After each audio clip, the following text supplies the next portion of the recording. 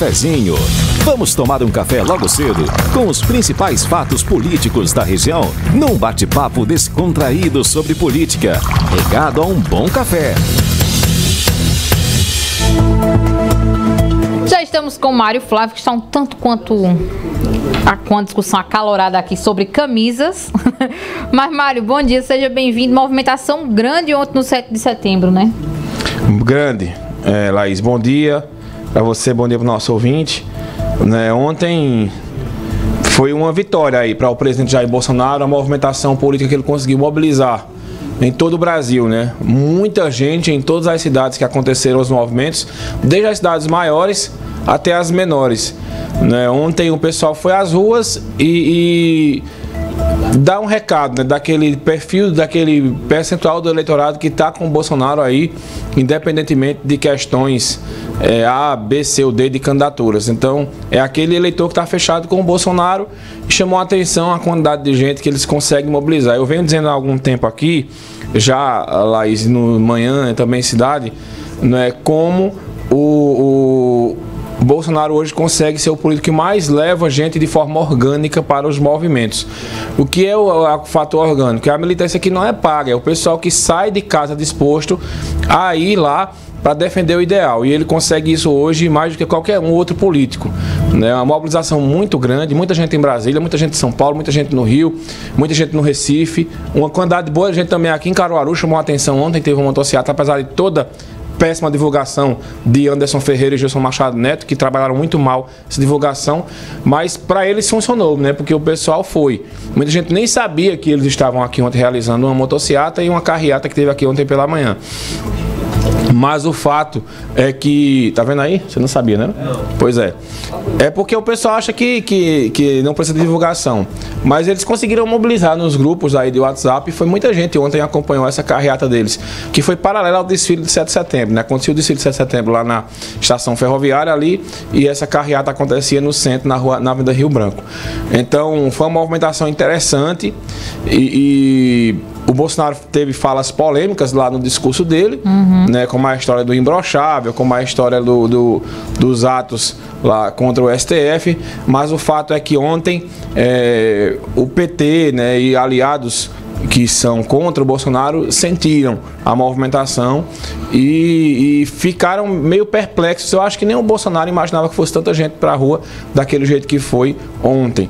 Então foi uma movimentação que as pessoas foram a menos de um mês da eleição.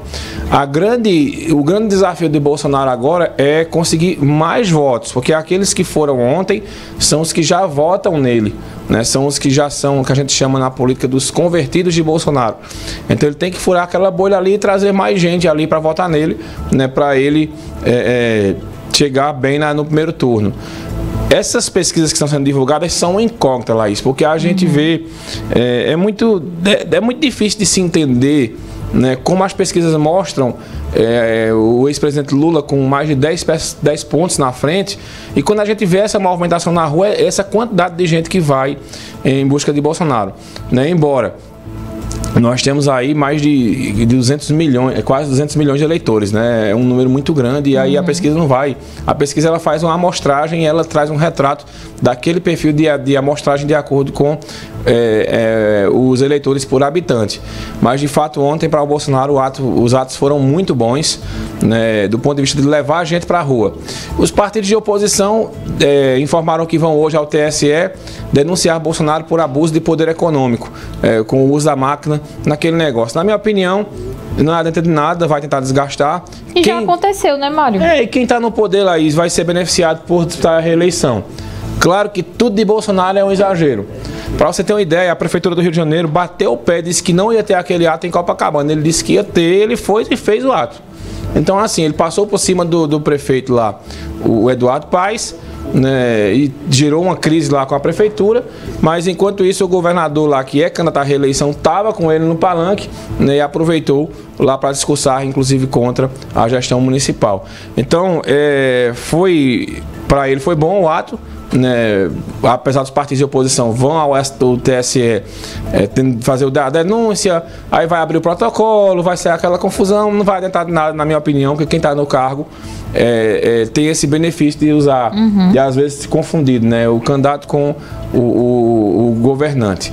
Isso acontece em vários momentos, né? Mas o fato é que ontem, para o bolsonarismo, os atos foram bons, né? A oposição realizou alguns atos, como o grito dos excluídos no Recife, mas também foram os convertidos do PT nesse caso, né? Muita gente foi lá, mas não se compara com a quantidade de gente que teve ontem aí, que foi a favor de Bolsonaro.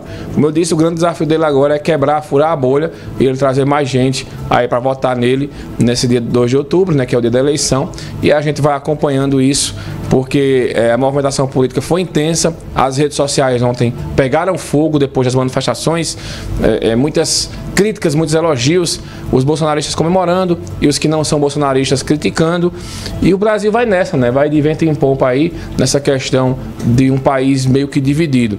Aqui em Caruaru ontem, o desfile de 7 de setembro foi um sucesso, né, realizado pela prefeitura. Acho que o local foi um acerto da prefeitura, ali na estação ferroviária. O prefeito Rodrigo Pinheiro acertou no local. Muita gente, né, foi acompanhar, cerca de 30 mil pessoas olhando o desfile e 7 mil pessoas desfilando. E muitos candidatos, Laís, aproveitando, né, o espaço lá para pedir votos. 2 candidatos, pelo menos a governador, estiveram lá, Raquel e Anderson, e vários candidatos a deputados estaduais, principalmente os daqui de Caruaru, panfletando em meio à multidão. Então foi uma festa bonita ontem aqui em Caruaru, tranquila, muita gente com as cores do verde e amarelo, mas muita gente também com neutra, né, sem cor nenhuma, mas tudo na tranquilidade, tudo na paz, né, com o pessoal lá aproveitando a festa da democracia, a festa do bicentenário da independência, 200 anos da independência, sem brigas, sem xingamentos, do jeito que a gente esperava que sempre fosse a política, né? Graças a Deus, né, Mário?